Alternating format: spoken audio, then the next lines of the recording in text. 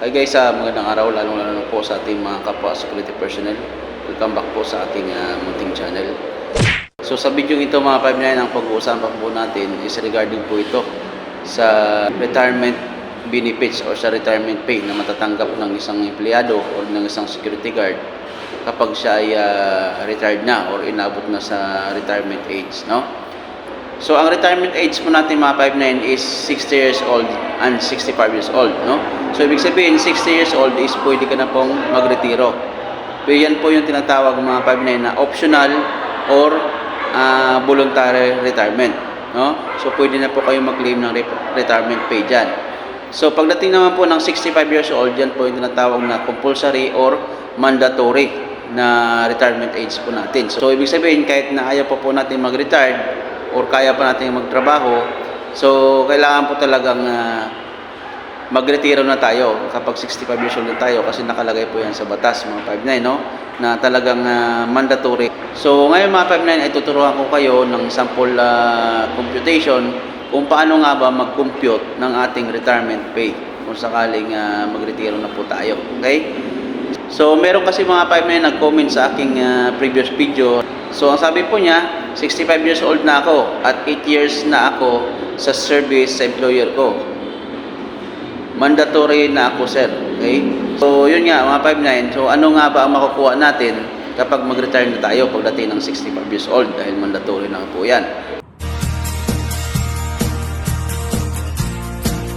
So yun mga 5-9, no, ay disclaimer lang po, hindi po ako abogado mga 5-9, ako po ay nagre-research po lamang at siyempre pinag-aaralan po natin yung mga bagay-bagay regarding dito para meron po akong ma-share sa inyo na knowledge, no. So bibigyan ko lamang kayo mga 5-9 ng basic formula kung paano po natin ma-compute ang ating retirement pay kung sakaling magre-retiro na po tayo, okay? Ayon po sa Labor Code of the Philippines Republic Act 7641, nakasaad po dito mga 5-9 na dapat po ang matatanggap po ng isang magre-retiro na empleyado ay dapat po ay 22.5 days ang computation. Kasama po yung mga additional benefits po dyan. Hindi lang po yung kalahating buwan na sahod times yung length of service niya or years of service. So, ibig sabihin, meron pa pong mga additional. Ayon po yan sa labor, no? So, siyempre, doon tayo magbabase mga 5-9 sa sinasabi po ng labor. Okay? So, saan po ba nanggagaling mga 5-9 ang 22.5 days na computation ng labor para sa ating retirement, no? So, ang unang-una mga 5-9, ang 15 araw, ito yung pinakahuling sahod natin or basic salary natin, no? So, pangalawa, yung 5 araw, yan po ang tinatawag natin na service incentive leave. Okay? Then, yung pangatlo, mga 5-9, yung 2.5 araw na yan po yung tinatawag na natin na 1/12 ng inyong 13-month pay. So, siyempre, kumbaga, kasama pa rin yan dyan, no? Dapat sa computation. Kasi siyempre, halimbawa, nagretiro ka sa ganitong buwan, halimbawa August or July, retired ka na. So, siyempre, yung 13-month pay natin doon, siyempre dapat kasama yun sa computation. Kaya pinagsama-sama po yun ng labor, so dapat po ang total niya is 22.5. Hindi lang po yung 15 days ng ating pinasok, yung pagbabasihan ng computation. Okay? So, kumbaga yan po mga 5-9 yung pinanggagalingan ng 22.5 days. At ayon din po sa batas mga 5-9, ang 6 months and up ay equal po yan sa isang taon. So, halimbawa mga 5-9, no?